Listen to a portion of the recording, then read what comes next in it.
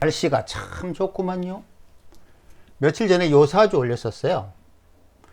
그 내용인 즉슨 이 여성의 직업은 스튜어디스고 5개 국어를 하고, 그 다음에 신기한 점은 부친이 병호대원에 월 2억 수익을 올리고 을사대원에 2천, 3천 수익을 올렸다. 누가? 부친이. 그렇다면 이런 실제로 발생한 일을 듣고서 이 사주팔자에서 왜 부친은 저렇게 엄청난 수익을 올려서 100억대 재산가인가 라고 물으면 어떻게 분석을 해야 될지 잘 모르잖아요. 예를 들어서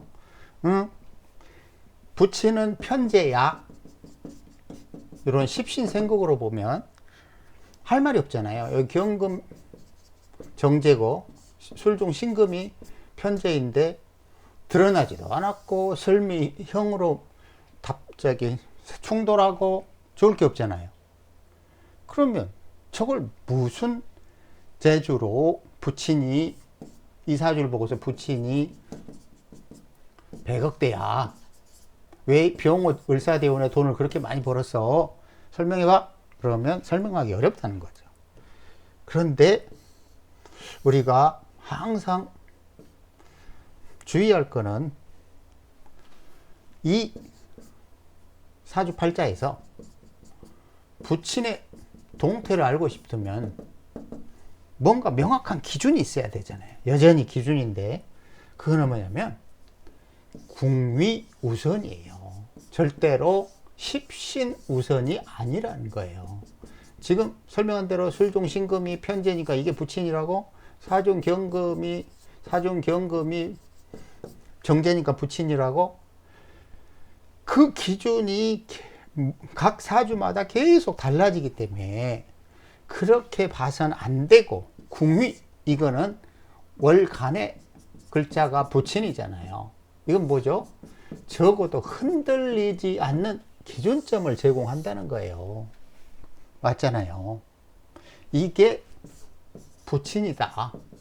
물론 십신으로 보면 비견인데요, 이런 얘기를 하겠죠. 하지만 궁위가 얼마나 중요하다는 걸 이해하는 우리 시국 명리학은 십신과 관계없이 부친은 절대로 이 월간 궁위에서 벗어나지 않습니다. 다른 이론은 월준 연주가 부친이라고 막 뭉뚱그려 보는데 그렇게 보지 말고 오로지 월간이 부친이다. 이걸 기준으로, 흔들리지 않는 기준으로 병호 을사대운에 왜 부친이 그렇게 부자가 되었나, 이게 무슨 말 하는 거냐면 이 딸이 누구냐면 이 정화 일간이죠. 이 딸이 부친 정화에게 부를 가져다 줬다. 즉 100억대 부자가 될 수 있도록 도와주었다. 이런 식으로 이해를 해야 돼요. 그러면 어떻게 분석해야 되는데요? 그것만 이해하면 되겠네요. 그쵸? 자, 병호대운이 오면 이 부친 정화를 기준으로 사회활동은 요거다. 사회활동. 그렇죠? 사회궁이에요. 사회궁이. 그러면 임술이 병호를 만나서 뭔가 엄청난 부를 축적할 기회를 잡았다. 이렇게 이해해야 맞잖아요. 왜냐? 아무리 꽤 맞추기라고 해도 이미 그런 식으로 일이 발생했으니까. 자, 그러면 정화 입장에서 월지시공이 수롤입니다. 수롤은 뭐가 필요하다고 그랬죠? 병, 그렇죠? 그리고 수롤에는 또 뭐가 하나 더 보충해야 되는, 야극의 해수나 개수나 이걸로 보충해서 뭐 한다? 사우나 효과를 내야 된다. 분명히 이야기했잖아요. 특히나 해수가 있으면 좋다. 왜냐하면 술중 정화 신금을 해수에 풀어내서 정신임 삼자조합을 만들어 하늘에서 돈벼락을 맞는다. 분명히 수도 없이 이야기했잖아요. 그쵸?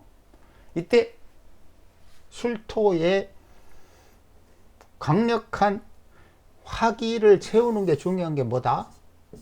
강력한 화기.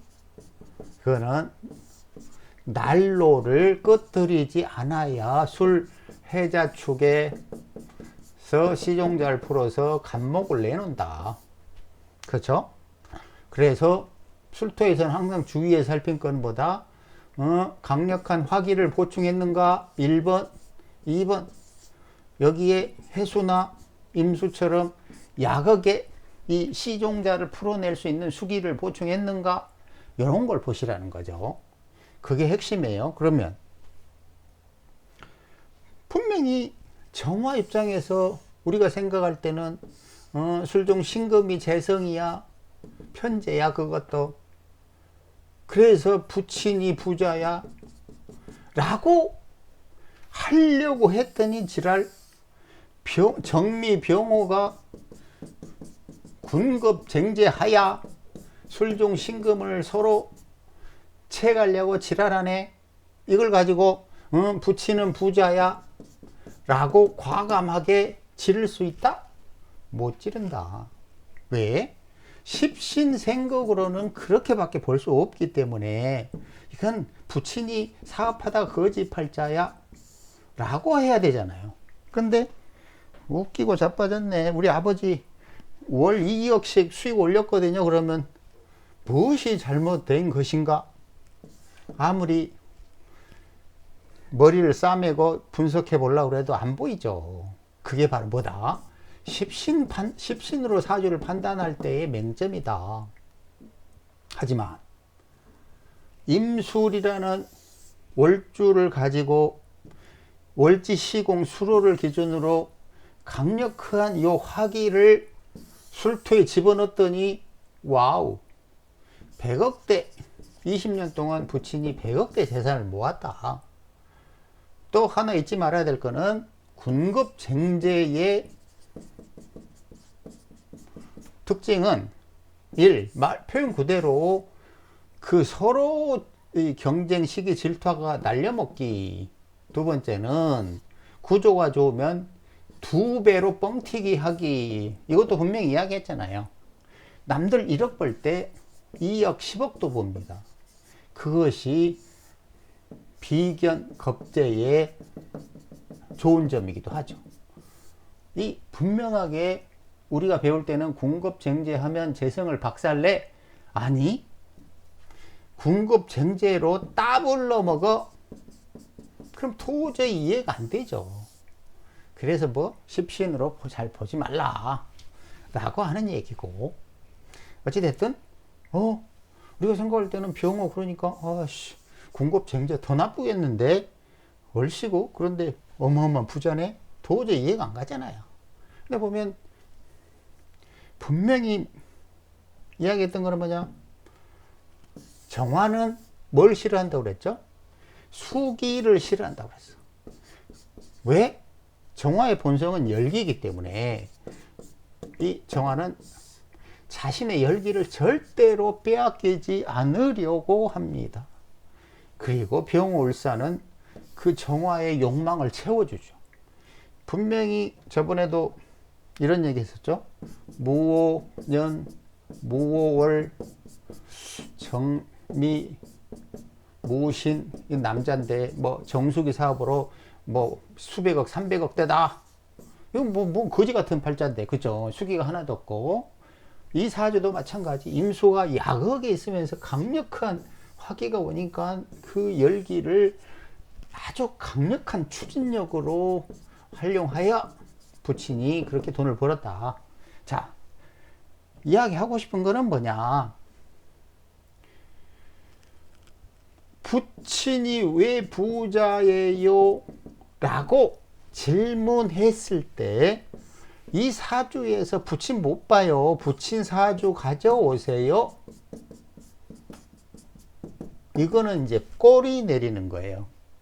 나는 이 딸의 사주팔자에서 부친이 부자라는 거를 절대로 알 수 없어. 이런 의미를 말하죠. 근데 자꾸 노력을 해야 돼. 뭘 노력해야 된다? 아, 부친은 월간이구나. 그러면 이 네 구조에서 혹은 여섯 구조에서 부친이 부자인지 아닌지 파악하는 연습을 해야 된다는 거죠. 분명히 이 원곡에서는 사화가 술토에 들어가요. 여기도 들어가요. 고로 부친은 강력한 화기를 활용해서 부자예요. 이런 이치를 이해를 해야 된다는 거예요. 그럼 만약에 자식은 어때요?